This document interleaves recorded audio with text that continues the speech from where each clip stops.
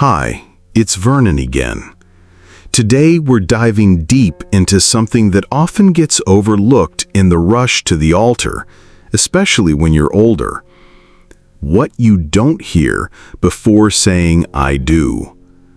If you're on the verge of making a lifetime commitment, or perhaps questioning the very concept of marriage, you'll want to stick around for these 5 surprising truths that will completely change the way you think about love, relationships, and commitment.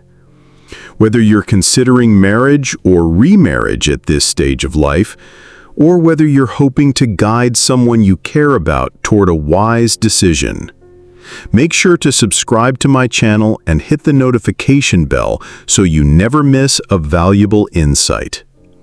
Stay tuned for more empowering conversations on love, relationships, and how to approach commitment with confidence. Before we dive in, if you're also thinking about remarrying after 60, you might want to check out my previous video titled Remarrying After 60: 5 Truths You Must Know Before Saying I Do Again. It's packed with insights that will guide you through the nuances of second marriages at this stage of life. Now, let's get into today's 5 surprising truths that will reshape your perspective on love and commitment. Truth number 1. Love alone is never enough. The foundation paradox. There's something that strikes me as both beautiful and tragic about the way we approach marriage in our culture. I remember a conversation with my friend Eleanor, who, at 62, was considering marrying David, a wonderful man she'd met 2 years after her husband's death. Everyone keeps telling her that if they truly love each other, everything else will work out. But she'd been married before, and she knew it's not that simple. Eleanor had discovered what I call the foundation paradox of marriage. This reveals the first crucial truth: love alone is never enough to sustain a marriage. Love is essential, absolutely essential, but it's only one element in a complex structure that requires many other components to remain stable over time. It's like saying that because you have a beautiful blueprint, you can build a house without considering the foundation, the materials, or the construction skills required. The medieval philosopher Thomas Aquinas wrote about the difference between love as an emotion and love as a virtue.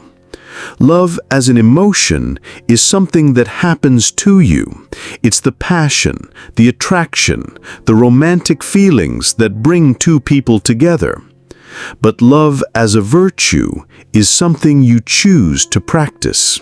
It's the commitment, the daily acts of care, the decision to prioritize your partner's well-being even when you don't feel like it. Eleanor understood this distinction because her first marriage had taught her that even deep love couldn't overcome fundamental incompatibilities in values, life goals, financial approaches, and parenting philosophies. She'd loved her first husband deeply, but they'd struggled for years because love alone couldn't bridge the gaps in their practical approaches to life.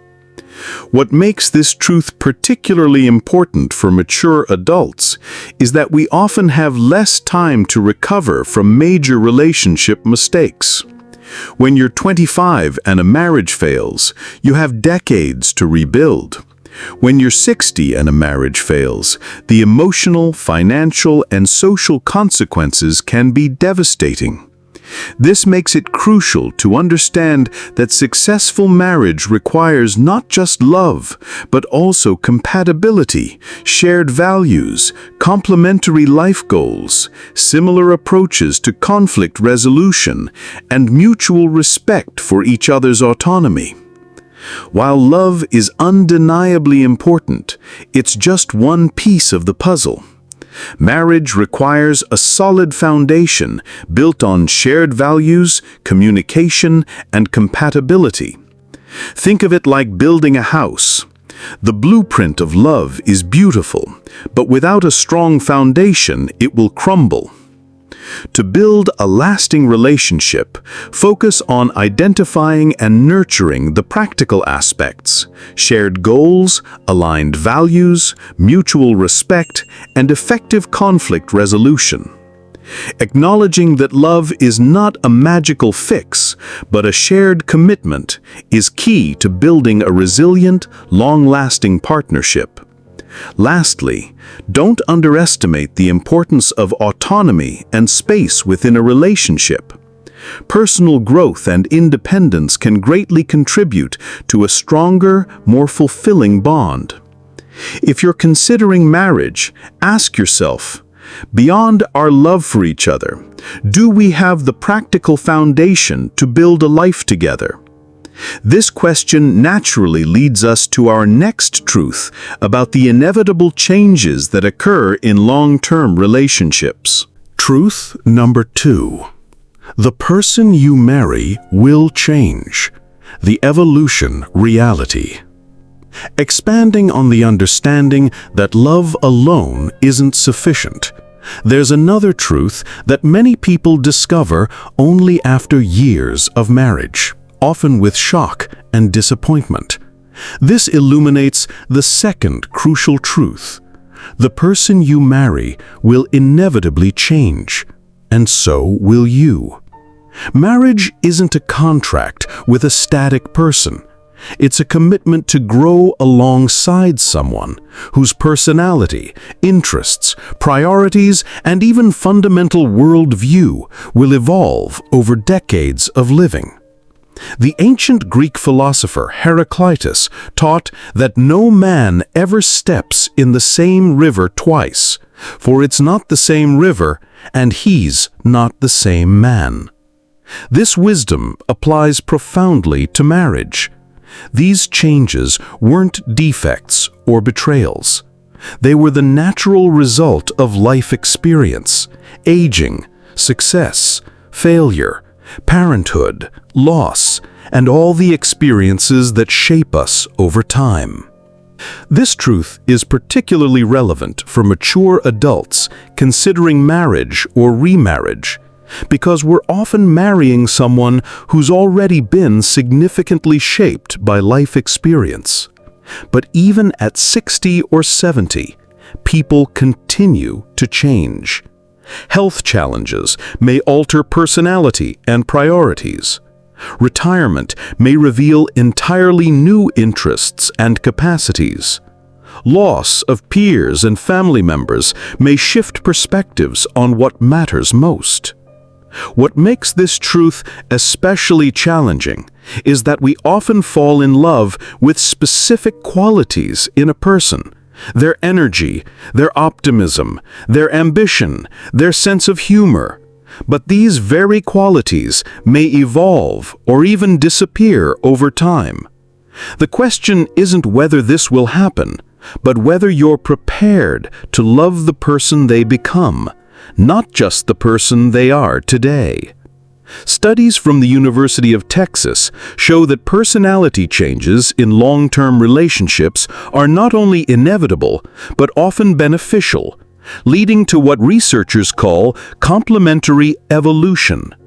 Partners who adapt to each other's changes in ways that strengthen rather than weaken their bond. However, this positive evolution requires conscious effort and mutual commitment to growth. Think about how you can embrace these changes, especially in later years when health, retirement, and shifts in priorities become more prominent. Rather than focusing on the person you've fallen in love with now, ask yourself if you're ready to love them as they evolve, whether that means adapting to new beliefs, interests, or even health challenges. The real test of love in marriage is whether you can love the person, not just for who they are now, but for who they'll become.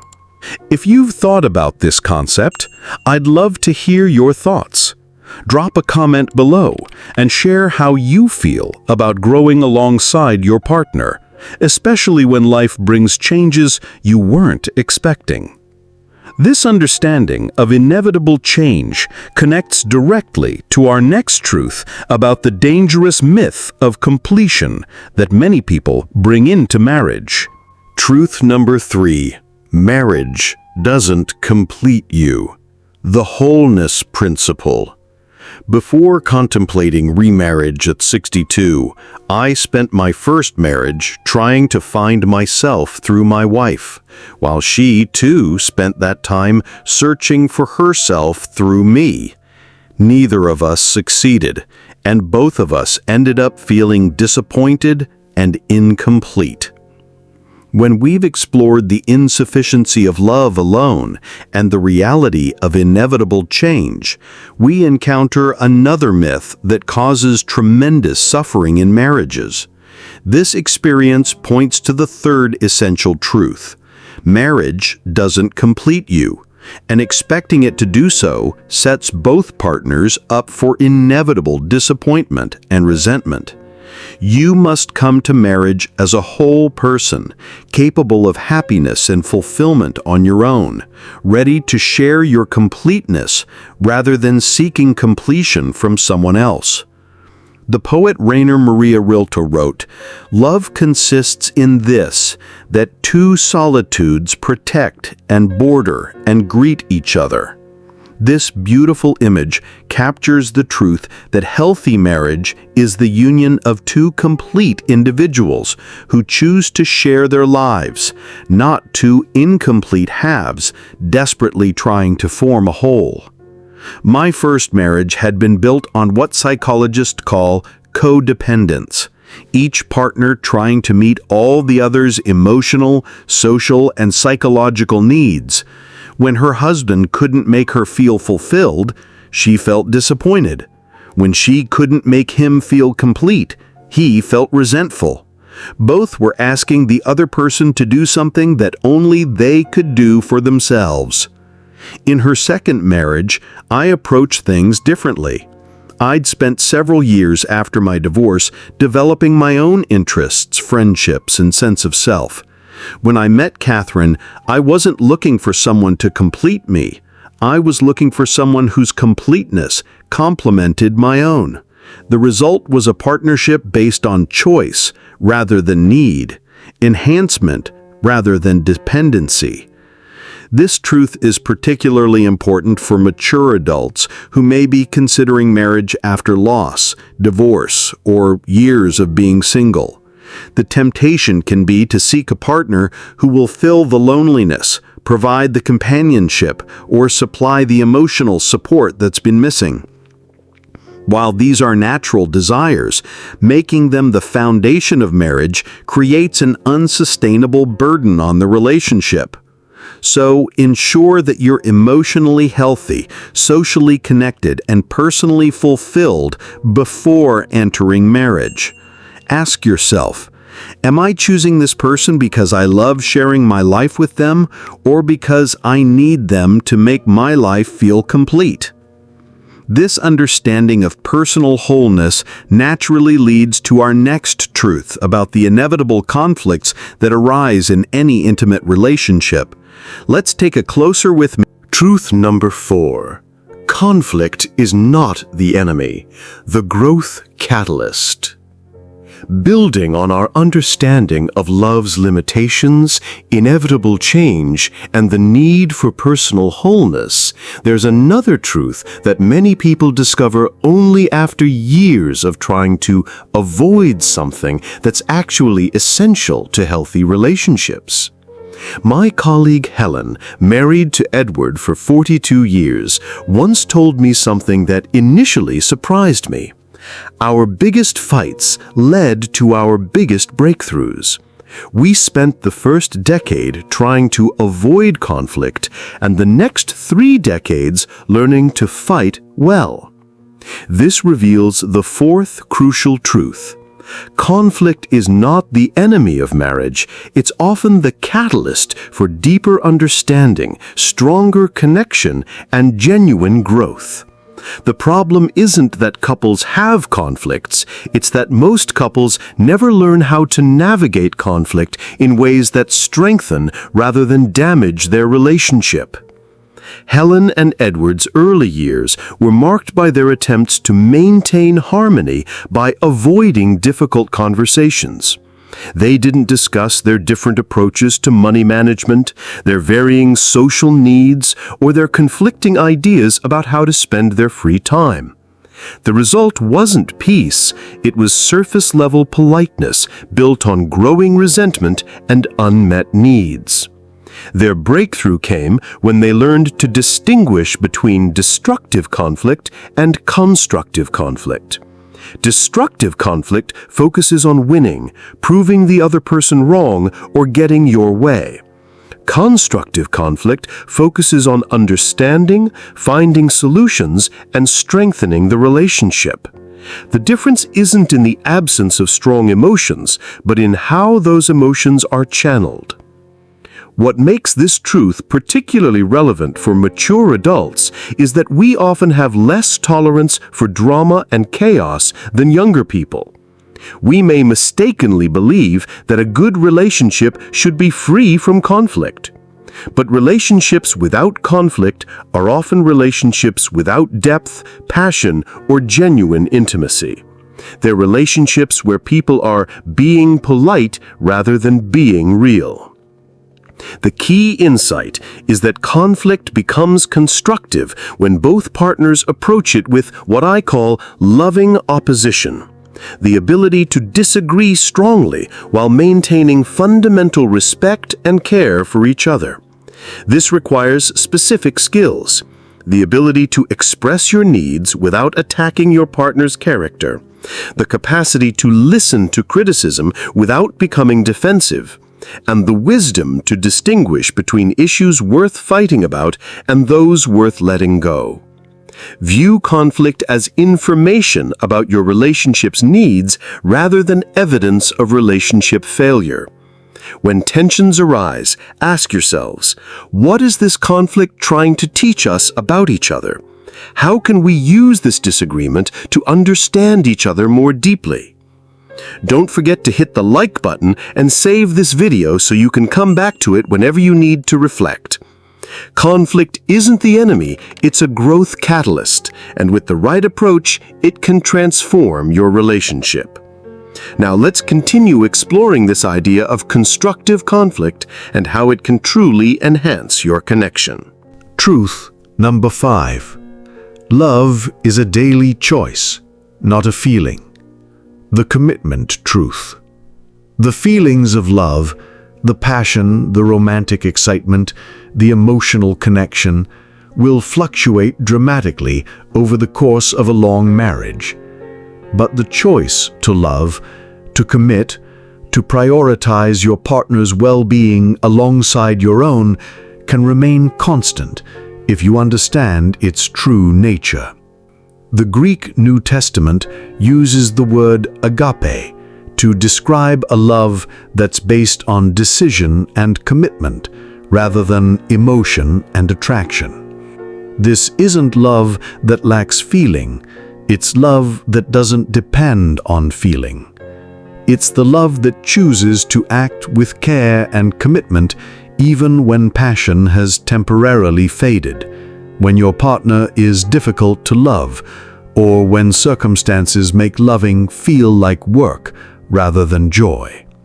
This choice manifested in daily actions, choosing kindness over criticism, choosing forgiveness over resentment, choosing partnership over self-interest. What makes this truth particularly crucial for mature adults is that we often have realistic expectations about the fluctuations of emotion over time. We understand that passion naturally waxes and wanes, that life circumstances can strain even the strongest relationships, and that feelings alone are unreliable foundations for major life decisions. This understanding of love as choice also explains why arranged marriages, when entered into with mutual respect and commitment, often develop into deeply loving relationships over time. The choice to love creates the conditions for feelings of love to develop and deepen rather than the reverse. The choice-based approach to love doesn't diminish romance or passion. It provides a stable foundation that allows romance and passion to flourish safely. When both partners understand that their commitment isn't dependent on maintaining constant feelings of romantic love, they're free to experience the full range of human emotion without feeling that temporary disconnection threatens the relationship itself. Studies from Harvard Medical School's long-term research on happiness show that couples who view love as a daily choice report higher levels of relationship satisfaction and stability than couples who view love primarily as an emotion. To embrace this truth, it's essential to develop a mindset that love is something you actively choose each day, not something that just happens. Start by making small, deliberate decisions that reinforce your commitment. Whether it's saying something kind, taking time to listen, or showing empathy when your partner is struggling. Practice patience and forgiveness, remembering that true love thrives when both partners are willing to make consistent efforts to nurture the relationship, even during tough times. As we conclude this exploration of the deeper truths about love and marriage, I want you to consider how this wisdom might transform not just your approach to marriage, but your understanding of love itself. The 5 truths we've discovered don't diminish the beauty of love. They reveal the deeper beauty that lies beneath surface attraction and romantic fantasy. They show us that conscious love, built on realistic understanding and daily choice, is far more powerful and enduring than unconscious love built on feelings and expectations. What makes these truths particularly valuable is that they prepare us for the realities of long-term commitment while preserving the possibility of deep joy, intimate connection, and genuine partnership.